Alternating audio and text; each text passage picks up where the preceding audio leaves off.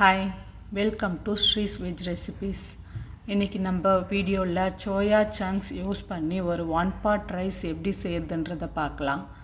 அது ஃபஸ்ட்டு சோயாவை ஒரு 5 minutes நல்லா ஹாட் வாட்டரில் போட்டு குக் பண்ணி வடிகட்டிட்டு அதை ஒரு 2-3 முறை வாஷ் பண்ணி நல்லா பிழிஞ்சு எடுத்து வச்சுக்கோங்க. ஒரு குக்கரில் 3 tablespoon ஆயில் சேர்த்துக்குங்க. ஆயில் நல்லா சூடான பிறகு பட்டை, லவங்கம், கிராம்பு, கரம் மசாலா ஐட்டம்ஸை போட்டு நல்லா பொரிய விட்டுக்கலாம். பொரிஞ்ச பிறகு 3 பச்சை மிளகாவை நீட்டாக கட் பண்ணி சேர்த்துக்குங்க. இது கூடவே ஒரு கைப்பிடி அளவுக்கு இஞ்சி பூண்டை நல்லா பொடியாக நறுக்கி கட் பண்ணி சேர்த்துக்கிறேன். நீங்கள் இஞ்சி பூண்டு பேஸ்ட்டை சேர்க்கறதுனால சேர்த்துக்குங்க. இதனுடைய ராஸ்மல் போகிற அளவுக்கு நல்லா வதக்கி எடுத்துக்கலாம்.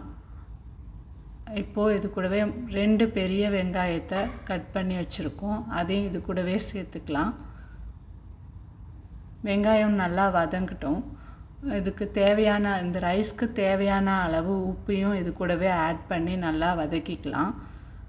வெங்காயம் ரொம்ப குக் ஆகணும்னு இல்லை, கண்ணாடி பதம் வந்த உடனே போதும், அந்தளவுக்கு குக் பண்ணி எடுத்துக்கலாம்.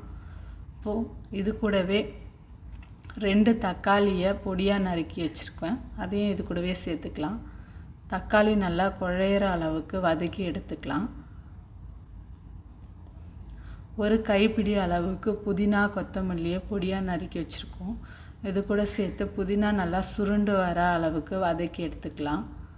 அப்போ தான் அதில் இருக்க பச்சை வாசனை இல்லாமல் இருக்கும், ஃப்ளேவர் நல்லாயிருக்கும். இப்போ வடிகட்டி வச்சுருக்கா சோயாவையும் இது கூடவே சேர்த்து நல்லா கலந்து விட்டுக்கலாம். சோயாவும் மசாலா ஐட்டமும் நல்லா ஒன்றா மிக்ஸ் ஆகிற அளவுக்கு நல்லா கலந்து விட்டுக்குங்க.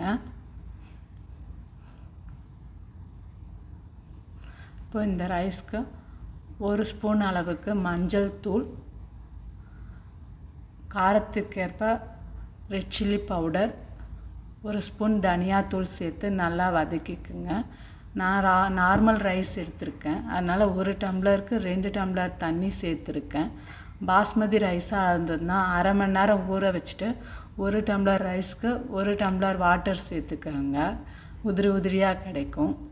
தண்ணி கொதிக்க ஆரம்பிச்சிருச்சு. இப்போ அரிசியை சேர்த்துக்கலாம். அரிசியை சேர்த்துட்டு நல்லா கிளறி விட்டுட்டு ஒரு கொதி வந்ததும் குக்கரை மூடி போட்டு மூடிடுங்க. 3 விசில் வந்ததும் குக்கரை ஆஃப் பண்ணி இறக்குனா சுட சுட சோயா சங்க்ஸ் ரைஸ் ரெடி. இது நல்லா டேஸ்ட்டாக இருக்கும். இந்த ரைஸ் கிட்ஸ்க்கு லன்ச் பாக்ஸில் கொடுக்கும்போது அவங்க நல்லா சாப்பிடுவாங்க. இந்த வீடியோ உங்களுக்கு பிடிச்சிருந்ததுன்னா லைக் பண்ணுங்கள், ஷேர் பண்ணுங்கள், மறக்காமல் சேனலை சப்ஸ்கிரைப் பண்ணுங்கள். தேங்க்யூ ஃபார் வாட்சிங்.